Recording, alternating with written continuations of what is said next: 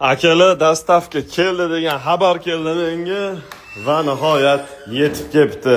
Rasa boylarga o'xshab yashayman, nimalarnidir постоянно dastavka qildirib, hozir sizlarga ichini ko'rsataman nima borligini.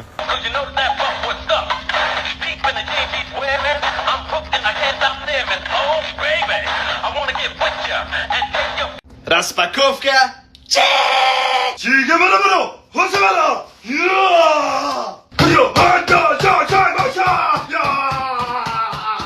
Saqlanishiga e'tibor beringlar akalar, korobkani ichida qopqoq turibdi. Buni ochadigan bo'lsanglar, ichida muzi bor ekan, xuddi bir noqonuniy ravishda bitta bir organda transplantatsiya qilib sotib olganlarga o'xshayman.